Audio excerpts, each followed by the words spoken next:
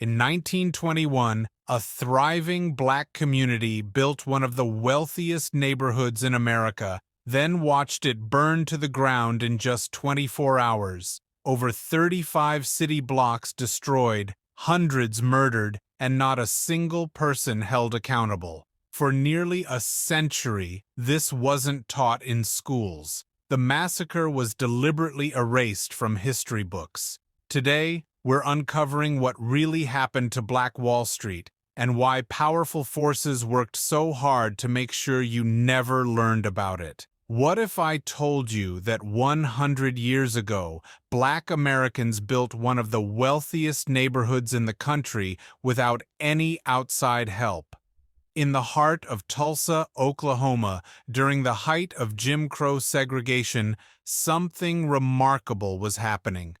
The Greenwood district, later nicknamed Black Wall Street, emerged as a powerful testament to Black entrepreneurship and self-determination at a time when America was defined by brutal racial divisions. This wasn't just any neighborhood. Greenwood represented something revolutionary, a community where Black citizens controlled their own economic destiny. And the architects behind this vision? Two brilliant businessmen named O.W. Gurley and J.B. Stradford. These visionaries didn't just buy random plots of land. They strategically acquired property with the explicit goal of creating an economic sanctuary for Black Americans. Gurley and Stradford weren't interested in integration into white society. They wanted to build something entirely independent. The economic ecosystem they created was nothing short of extraordinary. Think about this. Money circulated within Greenwood up to 19 times before ever leaving the community. This means when you spent $1 at a Black-owned grocery store, that same dollar would go on to pay Black employees, who would spend it at Black restaurants, whose owners would deposit it in Black banks, who would loan it to Black entrepreneurs, creating a self-sustaining cycle of wealth generation that was almost unheard of. Walking down Greenwood Avenue, you'd have encountered luxury hotels standing alongside theaters, newspapers, and a remarkable array of professional services. Perhaps most impressive was the community's healthcare system, anchored by figures like Dr. A.C. Jackson, nationally recognized as the most skilled Negro surgeon in America. Dr. Jackson represented the intellectual and professional excellence flourishing within Greenwood's borders. The sense of pride this created was palpable. Hobart Jarrett, who survived the events that would later devastate the community, captured this feeling perfectly when he said, "I was proud to grow up on Greenwood." This wasn't just about economic success. It was about dignity, autonomy, and creating a world where Black excellence could thrive without constraint. But here's where the story takes a darker turn. The very success of Greenwood represented an existential threat to white supremacy. In the post-World War I economic climate, as competition for jobs intensified and racial tensions heightened, Greenwood's prosperity became increasingly intolerable to many white Tulsans. The community's very existence challenged the fundamental lie at the heart of American racism, the false notion of Black inferiority. Beneath the surface of Tulsa's racial tensions, a powder keg was waiting for its spark. That spark came on May 30th, 1921, in an elevator at the Drexel Building. Dick Rowland, a young Black man, entered to use the segregated restroom and encountered Sarah Page, a white elevator operator. What happened next remains unclear, but Page's scream set off a chain reaction that would transform Greenwood's story from one of triumph to tragedy. The following day, the Tulsa Tribune poured gasoline on smoldering racial tensions with an inflammatory headline, "Nab Negro for Attacking Girl in an Elevator." Some accounts suggest an editorial titled, "To Lynch Negro Tonight" also appeared, though these pages mysteriously disappeared from archives. Word spread like wildfire through White Tulsa, and by evening, hundreds had gathered outside the courthouse, their intentions clear. They wanted Rowland's blood. But Greenwood's community wasn't going to stand by while another black man was lynched. A group of armed black World War I veterans arrived at the courthouse to protect Rowland. Think about this. These men had fought for American democracy abroad only to return home and find they needed to defend their own people from American violence. The situation escalated when a white man tried to disarm one of these black veterans.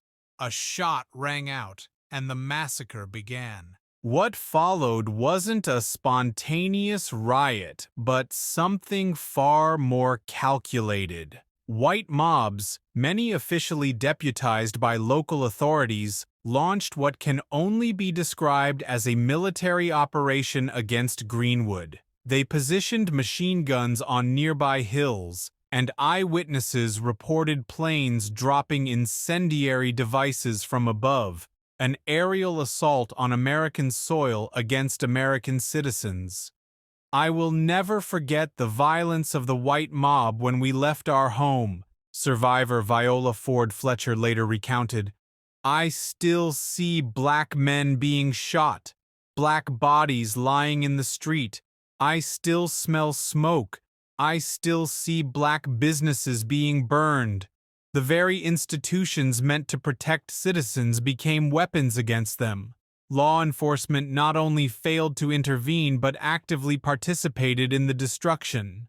When the National Guard finally arrived, they focused on disarming black residents rather than stopping the white mobs. The system's betrayal was complete when insurance companies later denied claims by classifying the event as a riot, a designation that conveniently absolved them of financial responsibility. Recent archaeological investigations have confirmed what survivors always knew. The death toll was far higher than official records indicated. Mass graves discovered at sites like Oaklawn Cemetery reveal the truth that had been literally buried for almost a century. By morning on June 1st, the damage was devastating. 35 city blocks of Greenwood lay in ruins, up to 300 people had been killed, and approximately 10,000 black Tulsans were left homeless. In less than 24 hours, one of America's most prosperous black communities had been systematically destroyed. The smoke from Greenwood had barely cleared when something arguably more sinister began: the methodical erasure of this atrocity from America's memory. Think about this. Most of us first learned about one of the worst acts of racial violence in our history, not from textbooks, but from watching HBO's Watchmen or Lovecraft Country. How does a massacre that killed hundreds and destroyed an entire community simply vanish from our national consciousness? This disappearing act wasn't accidental. A culture of silence descended over Tulsa. Shame within the white community mixed with fear among black survivors, while local authorities actively suppressed any documentation of what happened. Police records vanished. Newspaper archives were mysteriously incomplete, and school curriculums? They simply pretended it never occurred.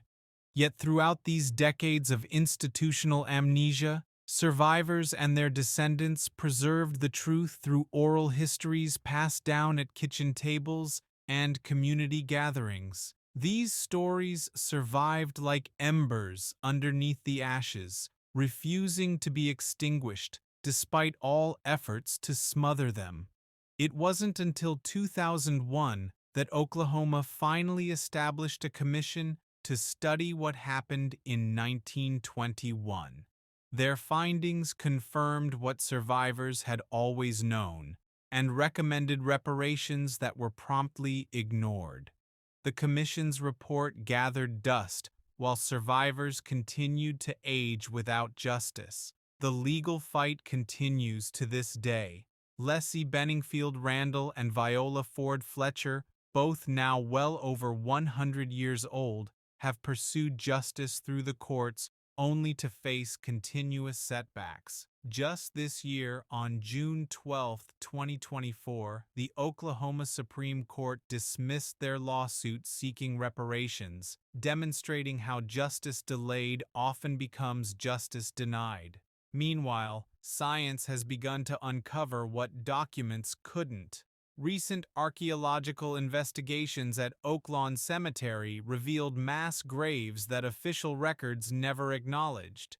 In 2021, DNA analysis identified C.L. Daniel as the first victim from these excavations, giving a name and dignity back to someone whose death had been denied for a century.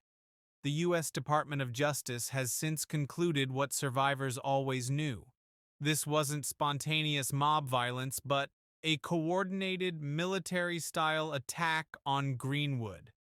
This official recognition matters, transforming what was dismissed as a riot into what it truly was, a massacre.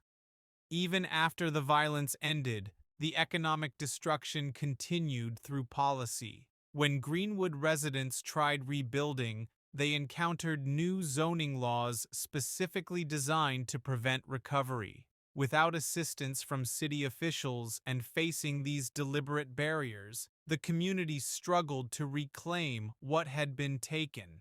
The pattern of erasure that began in 1921 continues today, with modern attempts to restrict teaching about racial history in schools across America. The same forces that buried Tulsa's history are still at work, trying to control which stories we tell about our past and which truths we confront. Today, we see new efforts to revitalize the historic Greenwood district, efforts that represent much more than simple economic development. Supporting Black-owned businesses and promoting the area's cultural heritage isn't just about commerce. It's about reclaiming power that was violently stolen a century ago. This story matters because economic self-determination remains revolutionary. When communities build wealth independently, they challenge systems designed to maintain inequality. The pattern is clear. Whenever Black Americans have built economic power, those successes have faced systematic threats. By remembering and honoring what happened in Tulsa, we're not just looking backward, we're recognizing a blueprint for the future. The vision that guided Greenwood's founders remains urgently relevant. True freedom requires economic empowerment. The initiatives to memorialize victims and educate the public aren't just about accountability for past wrongs. They're about creating the conditions where such destruction can